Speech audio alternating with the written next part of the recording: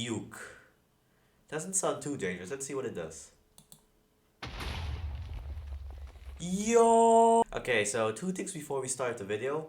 Number one is that I'm actually going to be splitting this whole mod guide into two videos because this mod is kind of big and I'm not sure if I can get everything into one video.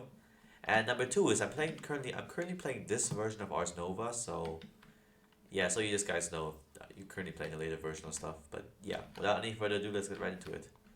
So Ars Nova, as you may already have seen, we're in the Archwood Forest. This is the new biome that the mod adds. It looks really cool. It first of all has an amplified gold ore and source gem ore spawns. A source gem is one of the most essential crafting items in this mod. So if you ever see any of that, get as much as you can. The same thing goes for all gold ore too. So this is kind of like a perfect biome if you want to progress really fast in Ars Nova. This biome also has also a lot of spawns of trees over here. Like that, we have currently four types of trees over here: the cascading archwood, flourishing archwood, the vexing archwood, and the blazing archwood. They all can be crafted for some reason into only one type of planks. Yeah, like I thought myself that there should be like four types of planks, but apparently there's only one type of planks now. But yeah. Okay, so this mod also adds three new mobs: the Wild Hunter, the Wild Defender, and the Wild Stalker. They all drop pretty useful items for the mod, so if you ever come across them, also kill them. They're not really that strong. They maybe have like a bit of a ability or so, but like they're just in terms of HP, they're just as strong as a zombie. And yeah. Okay, now first of all to some decorative stuff. So we have arcane stone over here. This is also a very useful crafting ingredient for most of the stuff over here. So I suggest you get a lot of it. So to make arcane stone, you just have to surround one source gem with 8 pieces of stone. You get 8 pieces of arcane stone I mean. And if you combine 8 arcane stone with a gold nugget, you can get yourself gilded arcane stone, which gives even more building blocks. Just put the arcane stone to a stone cutter, and you can get all these cool looking blocks. Yeah. One more decorative stuff is the mage light scone. If you already have made yourself a light spell, which I'm going to be showing you how to make in a bit, you just shift right click on the scone, and there will be like a fire on top of it, which looks super cool. Like this is very cool. Oh yeah, before I forgot again, there's another block, lava lilies. Depending on what block they're above, they change their color. For example, over lava they're yellow, over magma blocks they're pinkish, yeah, pinkish reddish I guess, and over any other block they're just purple. So yeah. Okay, so now to add some actual magic stuff over here because these are just all decorative blocks and mobs, I guess. But yeah, this mod has like many ways of actually making mana. Well, the mod calls it source, but I'm going to call it mana. Okay. So yeah, first of all, I'm just going to using the most simple one over here. That would be the volcanic source link and the agronomic source link. First of all, the volcanic source link, it uses burn material to make mana and put it in the jar over here. It uses like the best material for burning is actually blazing archwood because first of all, archwood gives like a bonus amount of mana when like burned and stuff, and blazing archwood is even more than others. So blazing archwood is just the most useful log for burning and stuff. So if I destroy this torch over here, the hopper will transport all of the blazing archwood to this pedestal over here.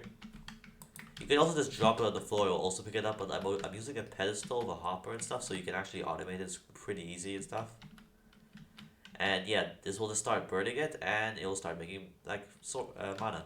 It's already filled 20%, but like it sounds a lot, but it's not a lot at all. Like one jar, 100% is nothing. Is like nothing. Like nothing compared to the usage. Like you use so much mana in this mod. And yeah, you may have also noticed that I put a 3x3 area of stone around the volcanic source. Like that's because that as a bit of a side effect from burning materials and stuff, it'll create heat. So if there's any like if there's stone blocks under the volcanic source link, it'll start turning them to magma blocks and then essentially into lava blocks. And after that, it will start producing lava lilies. So you have like a bit of an automated way of actually making them.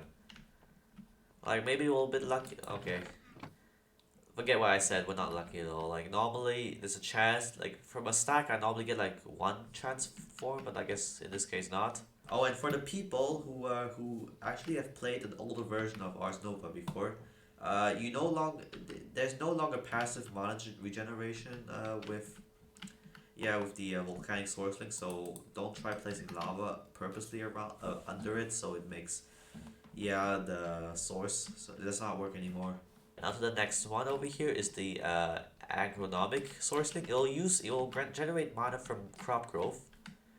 As you see over here, there's also two new crops that the mod adds. One of them would be the Sourceberry, and the other one would be Mage Bloom. You have to make Mage Bloom seeds from you craft Mage Bloom seeds from the Enchanting apparatus, which I'm going to be showing you in a couple minutes and stuff. But yeah, they both grow. These two crops give bonus mana when you use the agronomic source link and stuff. And wheat is just normal, like crop growth. Like normal, most crops have like 5 stages. So just plant any kind of crop: potatoes, carrots, seeds and stuff. I don't know. Like while they're growing, they'll generate passive mana. So it's pretty nice if you have like a big system, and you can even automate this. But I'm gonna be showing you that in part 2, I guess. Oh, I just noticed that one of the blocks turned to magma. So yeah, this is what I mean if like it turns to magma, and in the end it'll turn to lava. But yeah, so that's the agronomic source link. Like if I wanted, I could just like I don't know, break it and then place it back, and like while it's growing, it'll just generate mana. Like I'll just check out. We'll check it out later. Like for example, I'm just gonna break this for a second, and yeah, let's see how it will look by the end of the video actually. Okay. So now to some actual spells. Oh, yeah, you just saw. It just transferred some mana in there. But like now off topic, there's spellbooks in this game. You could have already noticed by seeing that spellbook in my inventory, but like that's a creative one. You have to make first of all the novice one, then the magus one, and then the archmagus one. They're all more expensive than the other one. The archmagus is super hard to get because you need like a nether star and a totem of undying to actually make it. So not too easy in my opinion. And yeah. Okay, so you have to actually first make spells. If you may already have noticed that I don't have any spells in this book over here. In the creative one in the creative one I have like a lot. Like I have every spell in the game in this book over here. So how do you actually get spells? You have to actually craft the spells. So if you go over here to the War Notebook, there's tier 1 spells. Spells that can be used, that you can cast using the novice spellbook. So you can make all of the spellbooks, but just following the guide over here. Like for example, let's make a crafting spell. So we need a magical clay and a crafting table, and you also need this glyph press over here. Yeah. So for a tier 1 spell, you use magic clay, and then you just like you put the magic clay in it, and then you just right click with the reagent. I don't know how you call that, but like yeah. So you can also see these cool animations, and then it'll start making the rune, the glyph, I guess. So yeah. So now I just unlocked the crafting spell. So if I go to my 3 spellbooks over here, novice spell can craft it. I unlocked craft for all 3 of them. It is suggested when you make glyphs and like absorb, like normally if I were in survival I would have consumed that glyph of crafting and stuff. But yeah, if I suggest at the beginning you make like 2 or 3 spellbooks, and then you consume the glyphs, because the glyphs, it only works if it's in the inventory. So for example, if I put my novice spellbook over here, and then for example I make a tier 2 spell, which is the access end the inventory spell. If I make that real quick, then if I would try to check in my novice spellbook, I will not have unlocked it. This is not because this is a tier 2 spell and I can only use it for tier 2 stuff. Like for example, I put again my novice spellbook away and like mythical and make a tier 3 spell. The one I'm going to be making is blink, so teleportation and stuff. And I unlocked blink. That means if I take out my novice spellbook, I cannot. It's still not there because it was not in my inventory when I clicked it. But in the major spellbook, it's not because because this is a tier 3 glyph, I can't use it in my just mage's spellbook. I have to use an archmage's one. So yeah, over here it says yourself. The blink is too powerful for your current spellbook. So yeah, that's how you actually. That's the basic stuff of making glyphs and stuff. But yeah, now the next, like before when I was talking about this kind of setup from this mana setup over here, like over here from just waiting over here for a bit, I already got 2% full. Like if you read the mage seeds, you can see it's crafted using the enchanting apparatus. It is a multi-block structure a bit. It's pretty simple to make. I'm just gonna show you how to make it. So on the bottom of the arcane core, above it the actual enchanting apparatus, and then around it 8 pedestals. And whatever you want to craft, you just like put it in the pedestals and then use the reagent. For example, if I want to make mage seeds, I have to take source gem, 4 source gem, and some seeds. So if I just you can just put them in any kind of pedestals as long as there are like 4 of them over here, and then you just racking in the middle. It'll use a bit of the source nearby. It's gonna be using this jar actually, and then you just right click it, you get the mage seed. So yeah, this is really simple. You're gonna be using it in most cases, just saying already. And yeah, now to some actual not some actual stuff in the mod. Like you may already guess it, but like if there's spellbooks, there has to be armor. So there's 3 types of armor over here. We have the novice armor, mage armor, and archmage armor. And yeah. And yeah, we have a lot of stuff over here. Let's check it out.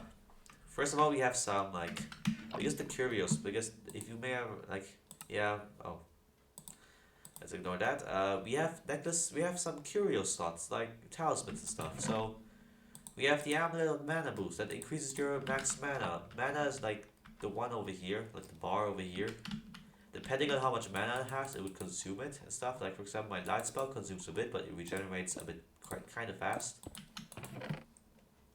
And mana boost and mana regen will just help. Like these talismans only work when you're wearing them, not if you have them in your inventory. Just quick note on that. And yeah, then we have ring of lesser discount and better and greater discount, and we have belt of unstable gifts and belt of levitation.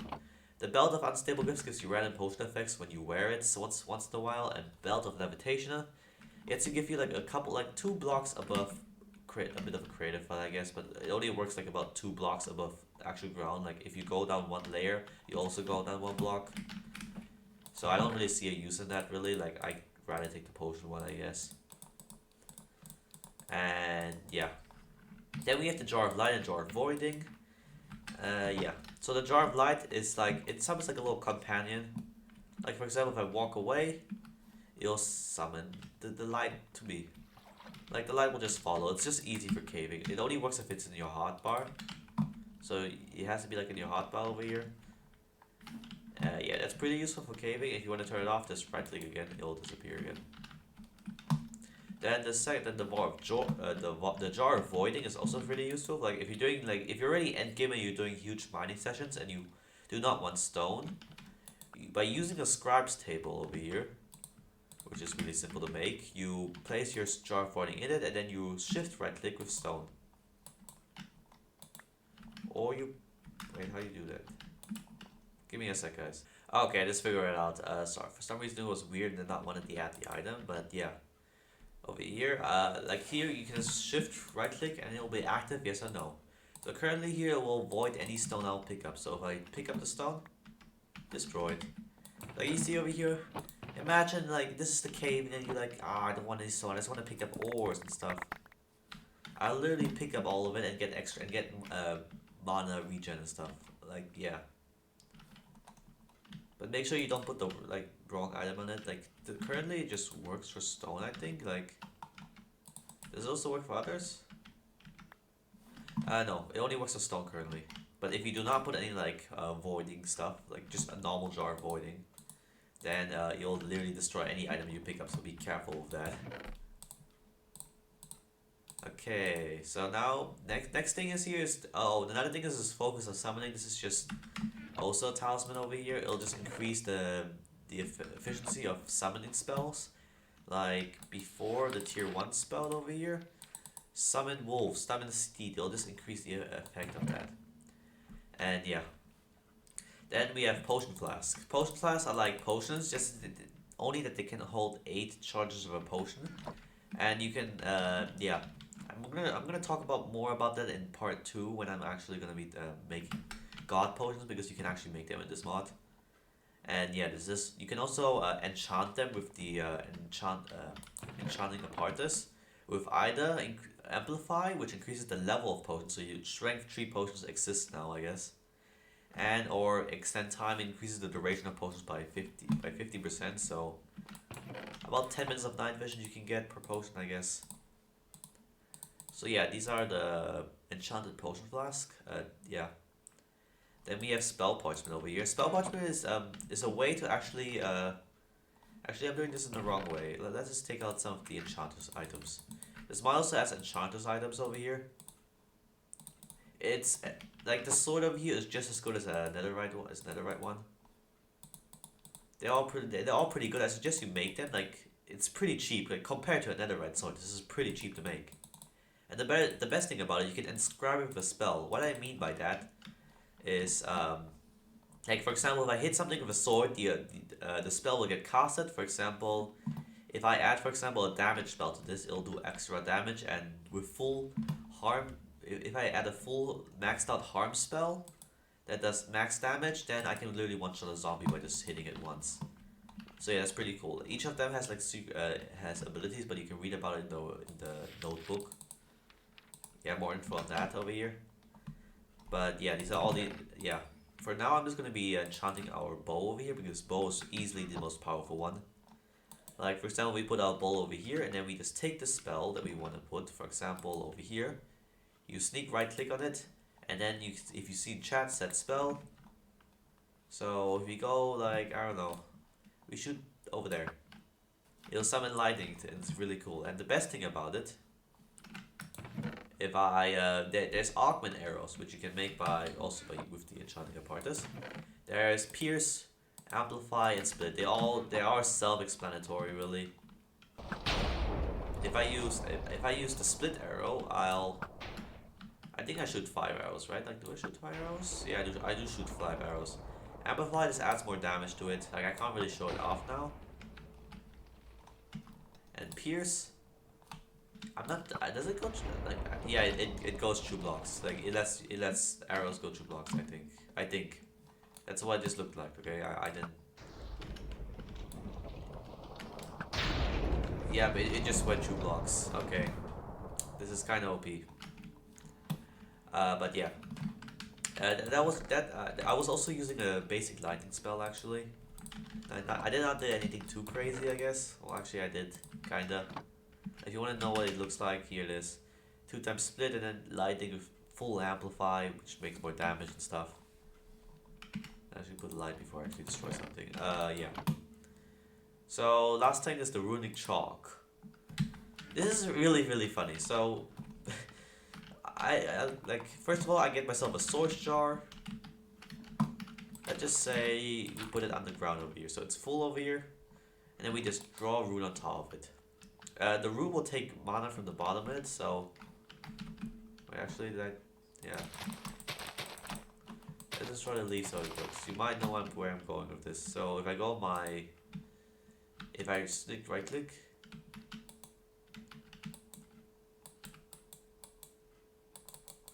Why is it not working? Give me a second, guys.